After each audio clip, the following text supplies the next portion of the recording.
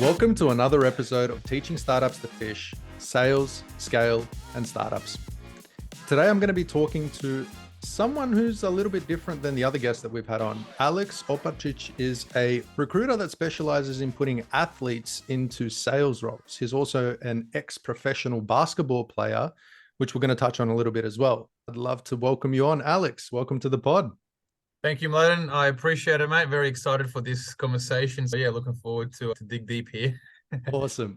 Now, quick intro. Tell me, who are you and what have you done in the world of sales?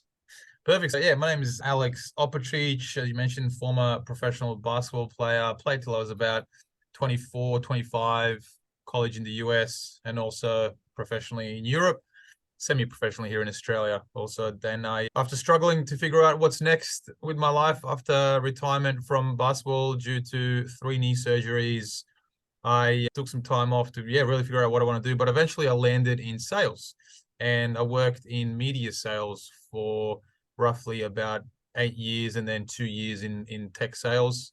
And mate, I absolutely loved it. It just catered to that competitive nature that I had in sport, the adrenaline rush, the constant chase for something, because sport is all about chasing wins and the game on the weekend and getting better. And I found sales to be very much similar. So I had I'd say a decent career in sales. And in my network, I just noticed a lot of other athletes who were quite good at sales, who were exceptional, actually. Yeah. And did you grow up in Australia and then you moved to the US? Yeah, so I was born in Croatia, ex-Yugoslavia, and moved to Australia in 1996. I was 10 years old. So yeah, I grew up here up until I was 18, and then moved to the US when I was 18. I lived there for 4 years. Tell me about that. How did you end up in college ball? What was the transition? How did you just say, you know what, I'm going to pack my shit and I'm going to go to the US? Like, what happened? Yeah, so when I was probably about 14 years old, I started emerging as one of the best young players in Australia, because I'm pretty tall. Like I'm 6'9" now, but I think I must have been 6'5" or something when I was 14. Like I was just tall, really tall. So I started getting scouted by all the basketball scouts. So I started taking basketball very seriously, and straight away it was my dream to play college basketball. Like everyone watched, college basketball, especially back then, it was a lot bigger than it is now, huge on TV. So when I was 17, I got a scholarship to the Australian Institute of Sport, and this was in 2004. And at that time, it's like the place you want to be at if you want to be a professional basketball player. And so we had a lot of college scouts come and watch us train at the AIS. I played for the under-17 Australia junior team as well, and again, more college scouts. So yeah, man, I had a few choices to go to various Division 1 schools, and I ended up choosing Furman University in South Carolina. It was a really good sales pitch they put on me. And yeah, man, I had an absolute blast. It was time of my life, to be honest. That's awesome. Yeah, I've always had this dream as well, growing up watching those bloody college movies and stuff that come out of the US. I don't know. Everyone's went through that phase of, oh, that would be awesome. So knowing someone that's actually done it, my cousin, I told you last time, my cousin actually went to play ball as well. But so anyway, you went there, you didn't have, I'm assuming that you had no idea that you were going to end up in the world of sales. Is that right? No, zero clue. So tell me about that. So you said you retired, professional athlete. How old were you when you retired? I was about 24, so I've 25 actually. I finished college. I got a professional gig in Greece, and after Greece, I played in Croatia and Macedonia over there, because I also have a passport, so I was a local, which was great. But in Croatia, I hurt my knee. It was just an overuse injury, really, cartilage tear, and it's a cutthroat world over there. I was injured. I was going to be out for 12 months. They pretty much cut me. And they were like, we can't pay you sitting on the bench. We're not a massive club. This was Rijeka, mate. Kvarner Rijeka. If you're not good to them, they're not going to pay you, which is fair enough. Nothing against them there. That's the world. And came back home to Sydney, 25 years old. Failed dream of trying to be. My dream was to try and play very high level in Europe, EuroLeague and all that. And moved back in with my parents. 12 months of rehabbing on my knee after surgery. I was like, I need a job.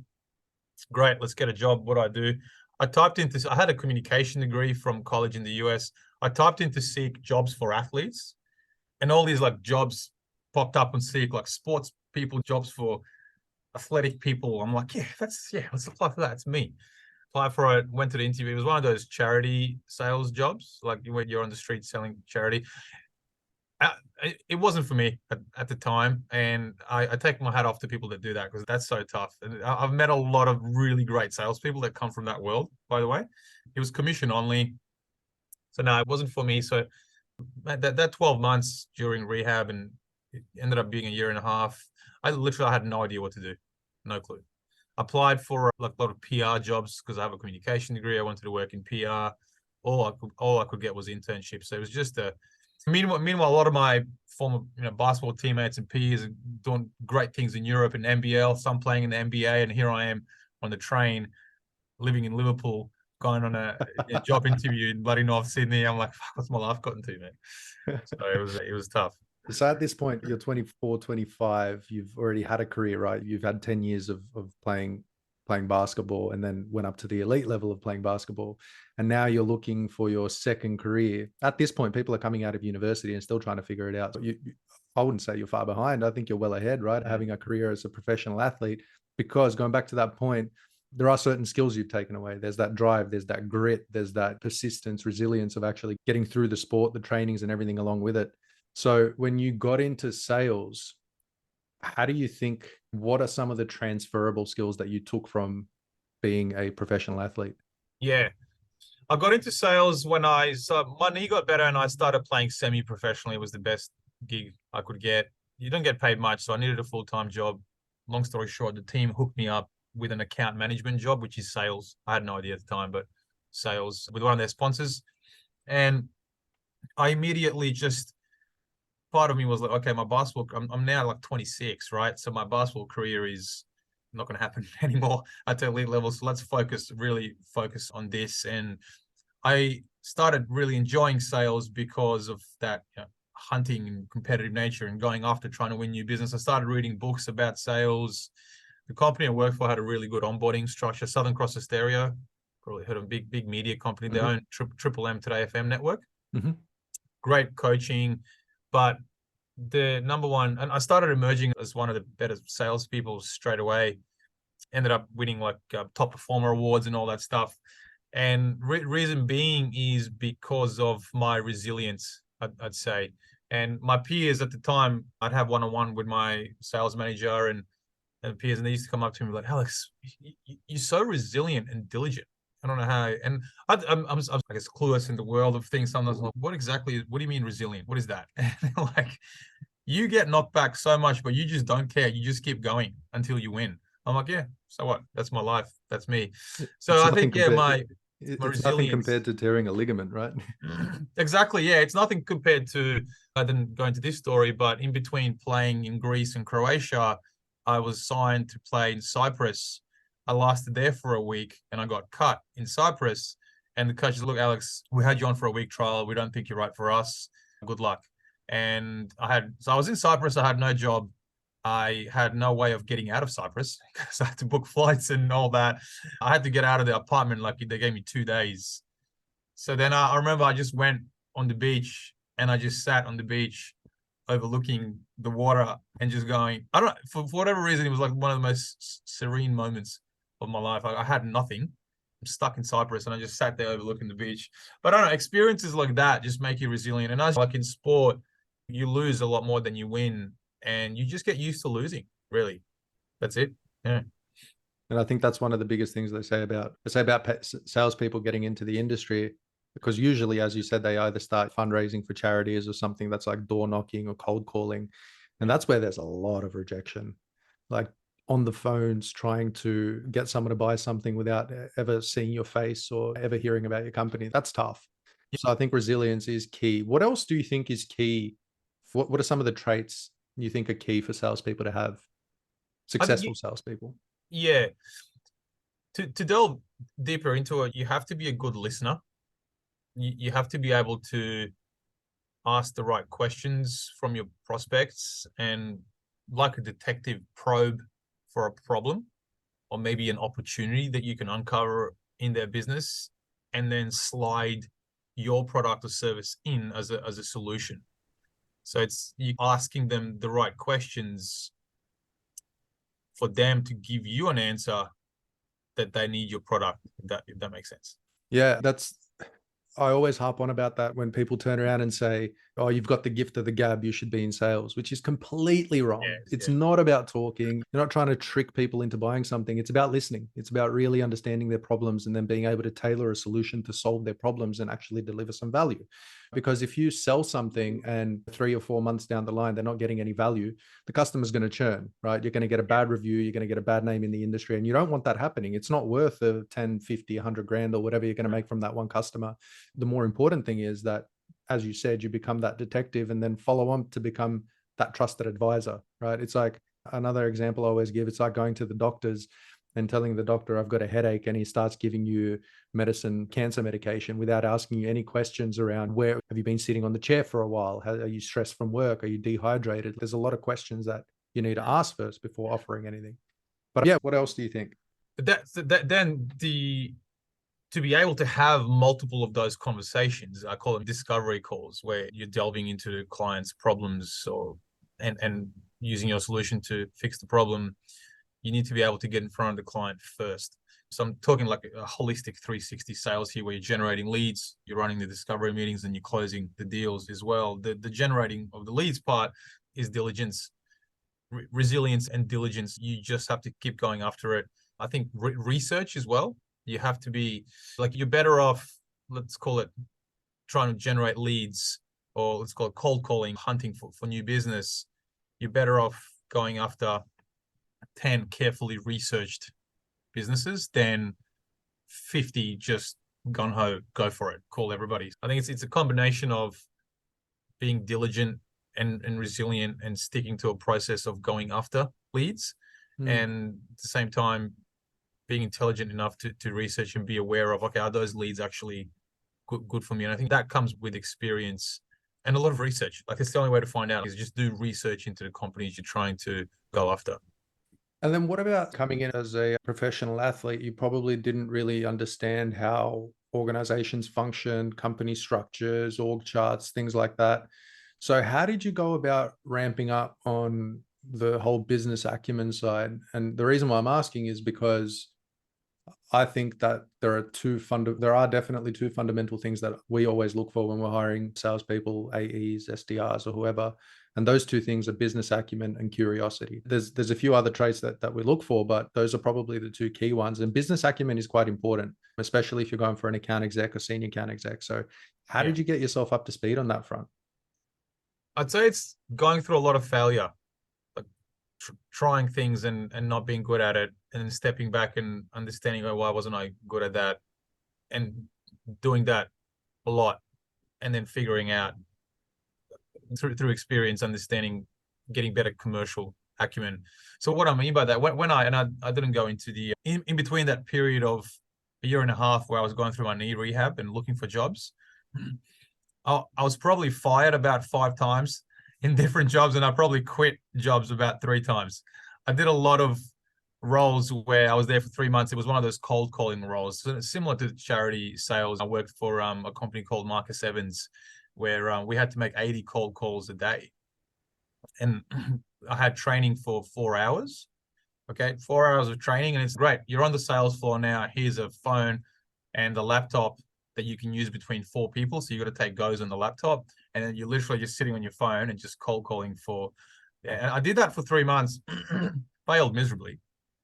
I was so bad at it, but it was like the best sales school you could ever get. Like, that just gave me more and more resilience. And the reason I failed, like, I don't want to say the word, a lot of athletes, everyone each to their own, but I was pretty clueless coming out of basketball about the world of business and life. All I ever, and that's my fault, and this is why I try and teach other athletes to not do that, but all I ever wanted to do was play basketball. I thought I was going to play basketball till I was 99. When I was in college, I just hang out with the basketball team. Occasionally, I'd branch out, hang out with the football. I hang out with athletes only. I was in class in school, but I wasn't really mentally in class. So I was very commercially clueless when I came out of basketball. But I just threw myself in the deep end with roles. And I'm being completely honest here, I was one of those people that was probably good at interviewing for whatever reason, but I was actually pretty shit on the job initially when I came. Would I hire me as a 24-year-old? Absolutely not. So we look for that now. But so I threw myself in the deep end there with roles with minimal training and just failing. And it wasn't until I landed the role with Southern Cross Hysteria. They had a really good 3-month onboarding and training program for rookies. And I learned so much there. And my sales manager, is who I work with now, Joe Anson, man, he was incredible for instilling commercial awareness competence into me through I worked with him for 3 years. And that's where I got it. So it's just a mixture of failing, having a good manager, listening. I had the drive, I had the resilience, I had the want. I wanted to be successful. I was willing to run through a brick wall, but my commercial awareness was a 2 out of 10. And because I had the work ethic, I just kept doing and failing, kept doing and failing, and it just all came together eventually. There's only so much you can fail, right? And you said when you started talking just then, you said you try and teach athletes not to do what you did. So tell me a little bit about the recruitment company you're running now, Athlete to Business, and why is it different from other recruiters? So Athlete to Business stemmed from my years in sales and noticing a lot of other athletes who were successful in sales. But I also noticed a lot of other athletes who struggled with that transition like I did as well. So I started the business to bridge that gap, essentially. So I started the business to raise awareness to the corporate sector of the potential that athletes can have in sales. And I also am raising awareness to athletes, hey, guys and girls, there's this whole other career out there for you that you probably don't even know about, no one ever tells you about, but you can have a really successful career out of it. It's sales. And here's how it works. And then this is at the junior level, obviously, I would connect businesses as a recruitment agency. We connect businesses with athletes who want to go into sales and want to be successful in sales. These are SDR roles, junior BDM roles. But we also have a massive network of ex-athletes who are already high-performing sales professionals as well. So that's what our business is all about, is basically getting athletes with the athlete mindset. And then we also have an internal check score that we measure. I know we'll get into this, which is we measure people on their communication skills, humble confidence, emotional intelligence, and commercial awareness. And that's more at that mid to senior level as well. That's a really interesting one that I want to talk about. But before we dive into that, I want to understand, are there particular sports that produce better salespeople, or ones who are more likely to be successful, or do athletes function better in consumer sales or B2B SaaS sales, or is it just broadly sales? Or tell me a little bit about that. Which sports? Yeah, talk to me a bit about the difference in sports and the salespeople they produce, and also which type of sales they are good for. We haven't. That's a really good question, and we should run some data on this to get. I want to give you evidence and concrete answer on that. So long story short, I don't have an answer. There isn't one particular sport where an athlete is doing athletes do well in sales, and there isn't a particular industry that athletes do well in sales. Naturally, my network is within the media space and the tech space, a little bit in construction and engineering as well.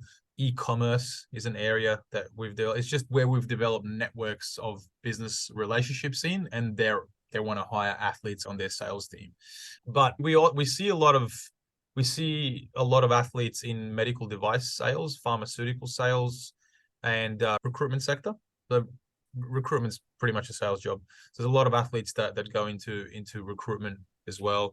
If I can pinpoint, probably for us, the majority of where we place athletes into is in the technology space, into tech sales and recruitment. But in terms of actual sports they come from, when I initially started the business, it was very heavily skewed towards rugby players, rugby union. And that when I started business, that's just where my network happened to be. I was doing a lot of marketing and getting my name out there, and I just happened to meet a lot of rugby players who are quite well educated, commercially competent, and that's just where my network. But now I've expanded. We work with football, round ball game, football world game, basketball players, Olympic athletes, tennis players, swimmers. I'm just trying to think. So yeah, it's a broad. We work with hockey players as well. You probably don't know this. There's a hockey league here in Australia, Irish hockey league. A friend of mine came from Canada, two brothers, and they were playing semi-pro, and they jumped into the league in Melbourne. There you They were go. playing, and damn, they're good, man. I was Yeah. watching. They won the final. I think it was last year or the year before, and they had like proper video setup, commentary, everything. And it wasn't like, because I hadn't heard of it since until they told me about it. And I was watching it, and they are so good. Like the way they skate, the way they it's insane. Anyway, yeah. Sorry, Yeah. go on. No, I went to a Sydney Bears game in person. It was incredible. Imagine going to an NHL game. I've never been. I'd love to go now. I've been twice. Have you? I've been Okay. twice. I Unreal bet. experience. I bet. Okay, Yeah. diving in now. You mentioned earlier about check, CHEC. What is check? So is this something that you've developed? It is. We've coined the term in the help of people around us, my business coach as well.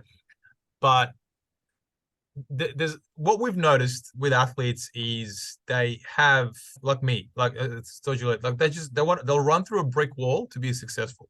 So they have that drive, the resilience, the discipline, work ethic. They're coachable as well, right? And a lot of them, just supposedly the good team players. So they have that innate, those soft skills and drive. What I've found, I mentioned we have a massive network of ex-athletes who are successful in sales already. And what I've found, there's a common skill set amongst those ones, and also a common need from our clients when they are recruiting salespeople that we've summed up into check. And check stands for communication skills, humble confidence, emotional intelligence, and commercial awareness.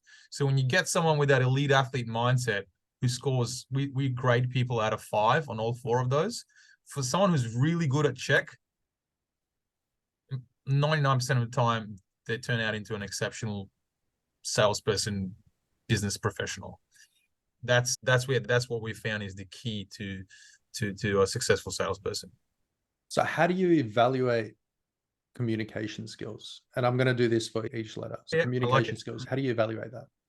Everything is gut feel with us. We don't have fancy systems and computer psychometric testing, etc. It's literally gut feel. And without sounding arrogant, that gut feel has been pretty good so far. As the business grows, we may or we may not come up with some sort of computer algorithms and etc. that check things. But we ask people questions. We talk to them.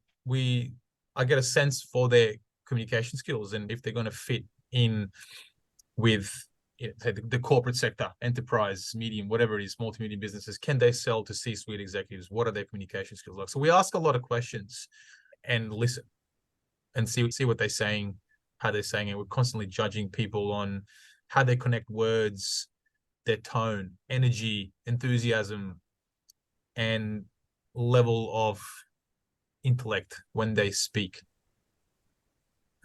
And what do you think is more important, verbal or written communication skills? In or today's are they world, equally? I think communication. I think verbal has a slight advantage still because written is still important as well because a lot of SDRs, and I do my lead generation with the messaging first and emails first, and you want to be professional on emails. But once you get somebody on the phone or get in front of a client, your verbal communication skills will close the deal, not your written communication. If you're exceptional at written communication skills, you might generate leads. But if you suck at verbal communication skills, you'll probably never close the deal. Mm-hmm. Makes sense. All right, next one. Yeah. Humble confidence. How do you test for humble confidence? It's one of the easier ones to test. Again, we ask a lot of questions and we listen to what they're saying. And our clients, again, demand this a lot. You don't want someone arrogant. A lot of our clients, if I may say, you can bleep it out if you need, but we always get no dickhead policy. We want no dickhead policy. So we test for arrogance. And with some athletes, they're arrogant. Not Ibrahimovic arrogant, but some close. I find him funny, man. I find him comedic. Yeah, he's a good dude. But we test for that. But on the flip side, you don't want someone too shy. You don't want someone who lacks confidence and is scared in front of C-suite executives and et cetera, et cetera. So you want somebody who is very humble but very confident. So that's what we try and find.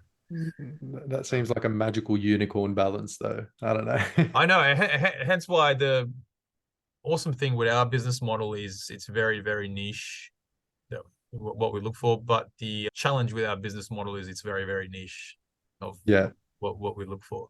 Yeah, like I can give you a quick example. Like the other day, I spoke to a former athlete. I won't say the sport just because they might, but he was a former athlete, and I was asking questions, and he was saying things like, "I know if I get this job, I just want to be in a role because I know I'll smash it. Wherever I go, I'm really good. Wherever I go, I'm the top performer. So yeah, just get me a role with a lot higher base salary because where they put me, I'll smash it." Humble confidence zero. So we're not putting that person forward. Yeah. Okay. And then emotional intelligence. What is it and how do you test for it? It's interesting. I don't know, how do you define emotional intelligence? Empathy is a big one. Knowing what to say, when to say it, and how to say it. The how And to say again, it. How to say yeah, it, I struggle with. yeah, I do sometimes as well. And we test for that again through just asking a lot of questions and listening to what they're saying. It could be little things like, I've got a meeting in 5 minutes, but blah, blah, blah. And then they keep talking. Or things like, I'll ask a question, and sometimes people beat around the bush or set up a story for a very long time and then answer the question. It's just answer the question. Mhm. Be more efficient when you're beating around the bush and telling your story, and then get to the actual question. I don't know, all part of emotional intelligence. And yeah, we sense it. I just sense it on the phone who's a bit better and who's not. And the last C, what was the last C? Commercial awareness. Commercial awareness. Okay. How do you test for that? Again, through asking a lot of questions. It's usually more around, your sales process. Tell me how you go about generating leads. This is the company that I'm working with. How would you go about closing deals for them? Getting an understanding of, they know how to connect the dots to make a sale. They can see where the money is coming from and how the business generates revenue, Mhm. and can articulate that quite well. And how long do you think, like, how long would it take you to figure out a check score on average by talking to someone? So we probably an hour. An hour. Damn. I was going to say, let's do a live role play. What's my check score? You and I, mean, yeah, you and I met in person the other week, and we've been chatting. You're through the roof with your check score. You're through the roof. You're probably teaching me on check. But like, we can usually, as a recruiter, you're busy and you're trying to find the best candidates for your clients. But sometimes we can tell within the first 5 minutes if someone's not, and then we can tell, like, all right, this person's good. Yep, that's good. They score good there. Let's keep going. So we, on average, 45 minutes to an hour with someone who's got a lot of potential, and we think they're really good at check. We'll spend that time with them to really get to know them, truly understand. Like for the commercial awareness, like, a common question we ask is, and there's various different other examples, when you're walking down a grocery store, when you're going down the aisle, what do you see? Shelves. Yeah. What else? People. People. Usually. It's a tough question, but like, sometimes people will blurt it out. But the answer is leads. I would never have said that I one. know. It was a sales manager that asked me a long time ago, and I said the same thing. I said groceries. I said products, and then when I said products, he was like, "You're close." I'm like, "Chips, cereal." Nah, you're way off now. But leads, because like leads, you can hit up. Because obviously I worked in the media space, so we ask certain questions like that just to see how their brain thinks. And tell me, so let's throw in some freebies out there for people looking to hire, mainly me, because I'm hiring at the moment. So how do you give us some tips for people and companies looking to hire salespeople? Because I personally think that it's one of the hardest roles to hire for, because salespeople can be very charismatic. They can be very good at selling themselves. And unless you come from sales and you don't know how to dig into the results and get the right answers, it's very difficult hiring salespeople. So what are some things, I don't know if you can give us like top 3 or any sort of like guidance on what to look out for, what to consider, or what to do when hiring salespeople, apart from call athlete to business? Yeah, of course. Best thing is call athlete to business. I think it works that this is the other reason recruiting salespeople is so hard. Sometimes I actually find those that don't perform well in interviews, and also sometimes those that maybe have not had great results in their previous job, for whatever reason, they actually end up being really good salespeople for your company. So to add more, recruiting salespeople is really hard. There's another one there for you, because that makes it extra harder. Here's my advice, and here's how we do it. Obviously, you're more than welcome for everybody to do it. That I'm not giving away secrets here. It's hard to do this, hence why people use recruiters. But number one thing is headhunting. If you want to find the best sales person, you're most likely going to have to go headhunt somebody who's performing somewhere else or doing quite well. He's thinking about another opportunity, but they're not actively applying because they're doing okay here, and they don't have time to be applying for jobs because they're trying to generate revenue for whatever business they're working in, paying the mortgage.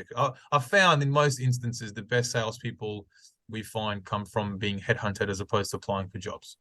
It's like the way you look at it, if let's say you're running a football team and you're like, all right, open tryouts this weekend. Do you think Lionel Messi's rocking up to the open tryout? Yeah, that's right. Yeah, I'm not saying get a Lionel Messi equivalent of sales, but that's what's going to happen. I love how you use Messi instead of Ronaldo. Good man. Yeah. You just won the World Cup, Player of the Year. I think that argument's so. Headhunting is the first thing I'd say. Then we go into the interview process. And I would say for the first interview, just get to know him as a person. Try and leave the technicalities out as much as possible. Because keep in mind, people are nervous when they interview. And as I said, some people are really bad at interviewing. It just is what it is. And you might be nervous as well. I don't know. Like that's something when you're hiring for yourself. So just have a life discussion. Tell me about you. What do you like? Blah, blah, blah. Just get to know that, like I'd say hire for culture. It's obvious, hire for culture first and foremost. So the only way to do it is just to get to know the person. So just get to know them and have a relaxed and open discussion and be like, does this person have good values? Do I want to work with this person? Are they a part of our company values? Just leave all the technicalities and all that out of it. Minimal. You can ask a few questions. You tell me about your role, why are you looking for new opportunities, blah, blah, blah. But 80% of that initial conversation should be just on a bit of a personal level and getting to know them, and then 20% should maybe be a bit of technicalities. And just gauge whether you want to chill. Could you have a beer with this person at a pub? Is essentially I call it the beer test or the wine test or fucking tea, coffee, whatever floats your boat. Because it is, I think that's probably one of the most important things, right? Cultural fit. If they're not a good cultural fit, it doesn't matter if they're an all-star performer. If they're not getting along with the team, if they're not getting along with management, if they're not gelling with the company, you're wasting your time. They're not going to be happy. You're not going to be happy. Exactly. And they're going to just create a bad culture amongst everybody else as well. You're right. Interesting. That's the last. So up until now, we've been running throughout our recruitment process. We've been running that as the last stage. Oh, okay. That's been the last stage. The first one's a deep dive into the CV. Second's a trait-based assessment. Third's a practical component. And then we do the cultural assessment at the end. So you reckon start with the cultural? Yeah, 1,000,000%. Yeah, don't waste your time. Don't get all the way to the end and then you find out the person's a serial killer or... Okay. I always start off with that first. All right. I'll start running that from now on. We'll see how we go. Yeah. And as you're speaking to them, you're keeping an eye on, I guess in that part, you keep an eye on mostly on that humble confidence, emotional intelligence as well, and communication skills. You're seeing how so you don't really get into the nitty-gritty of the commercial awareness yet, but you're almost starting to tick the boxes of communication skills, EQ, and humble confidence in that initial chat. Interesting. Any other tips? Stage 2 is the technical part. Then you get into the nitty-gritty of tell me about your sales process. What do you know about us? How would you go about what would you do in the first 3 to 6 months if you were in this role? Start getting into the technicalities of whatever they are of the role, KPIs, delve into the numbers. That's it. The best salespeople, they know their numbers. And then I would do a third interview, which is a role play. See them live in action. How would they sell to you? And that's it. Cap it at 3. Don't do 7. Don't do 1. I think 3 is the ideal number. It's still very hard. Don't get me wrong. I struggle to find great salespeople myself sometimes. It's not easy. Otherwise, we'd all be millionaires, right? But that's the best process, I'd say. So for the role play, we had different role plays for different roles before. Like for an SDR, BDR, we used to get a discovery call role play happening or like a cold call. And then for the account execs and up, we would have a sales call or a presentation. But recently, I decided that it is going to be one role play for all roles, and that's going to be a discovery call. Because me personally, I believe the discovery call is the one of, if not the most important part of an entire sales process. Yep. So what are your thoughts behind having a discovery call as the role play, or do you think that it should be split up between presentation and email correspondence and things like that? So what is an all-star role play? Bang on, I agree with that. The discovery call is the most important part of the whole sales process, because you can somewhat teach somebody on the lead generation. You got to see their want and their desire. You could run a role play for lead gen, and the person could absolutely suck. And you can just say, hey, don't do that, do this. Okay. Look, lead generation, like, let's be honest, it's emails and written communication skills, which you can coach people through. And then when you're picking up the phone and calling somebody, like, you've got like 20 seconds to gain interest. So you can teach that mostly. Discovery call is like, you either have it or you don't, I think. Very hard to teach that, because discovery call could go 1,000 different ways, right? Depending on your questioning style and depending on the answers that they give you. I think, yeah, this discovery call is definitely the best way to run a mock role play. It's very hard to teach, but I've successfully taught. I've completely turned around someone's discovery call, and probably one of my proudest moments. It's one of our account execs. Yes, when he started out, and discovery was probably the absolute last thing he knew how to do. But now, oh my God, what a gun. Absolute gun. Like, that's awesome. He will find out pain that you didn't even know you had.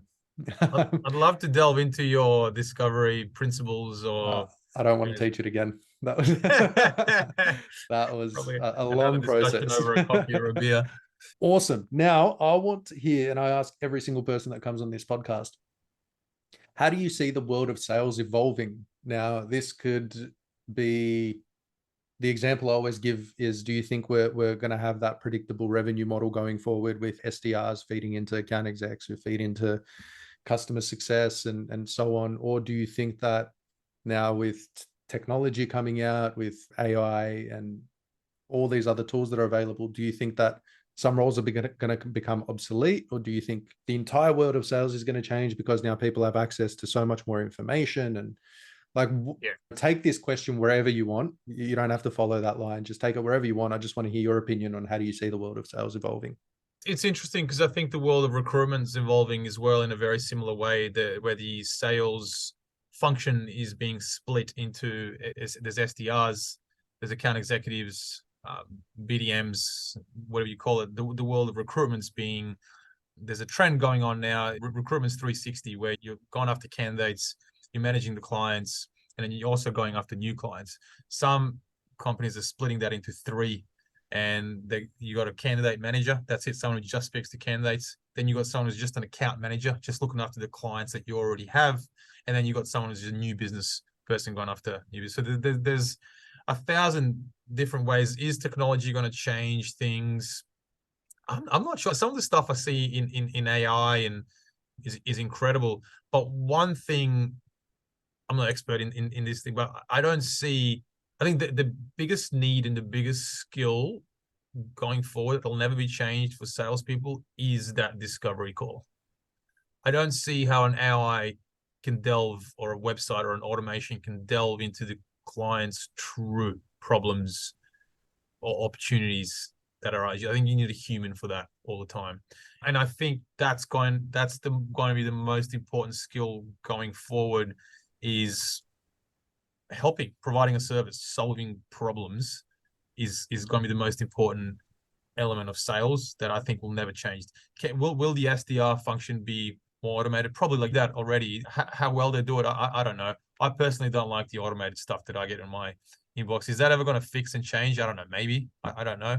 Closing the deal, like, once you've got all the information that you need as a buyer, it's just like a yes or no.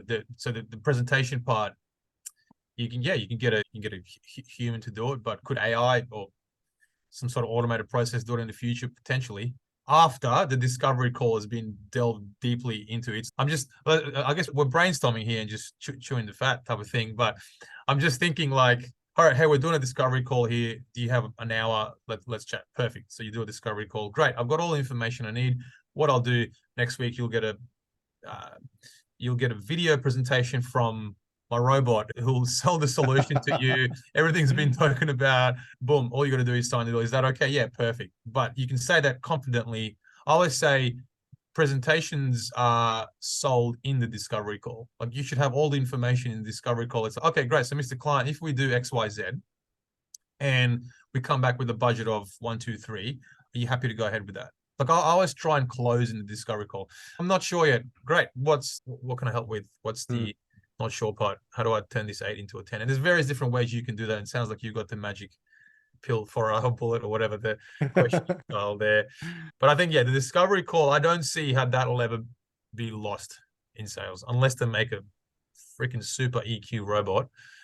Then we're all out of a job. That is a perfect note to end on. And I'm so happy you said that. That just shows me that you guys do things differently at Athlete to Business. Discovery calls are number one. That is awesome. They are, man. They are. That's, yeah, you have to be good at discovery calls to be good in sales. Alex, tell us where people can find you if they want to get in touch. I'm on LinkedIn all day, every day. As content's king in my world as well. I post all the time. So if you want to be bombarded by content such as what you and I spoke about today, world of sales, athletes in sales, I'm on LinkedIn. So just at Alex Opacic, Opacic. We're also on Instagram at athlete to business, athlete, the number 2 business. Our content's a bit different there. Bit more humorous and catering to the Instagram crowd if you want to follow us there. So yeah, where you'll find me mostly. Awesome, man. Thank you so much for taking the time, and we're going to catch up for another drink soon, but I really appreciate it. I will push this to live. I will add your details down at the bottom as well. Get in touch with Alex, and he does have some awesome educational content. He's not going to start spamming you about whether you need someone hired. It's genuinely good content. So jump on LinkedIn, jump on Instagram, follow Alex, and we will chat to you in the next episode. 100%. Thanks, Mladen. Appreciate it, man. Had a blast. 1, 2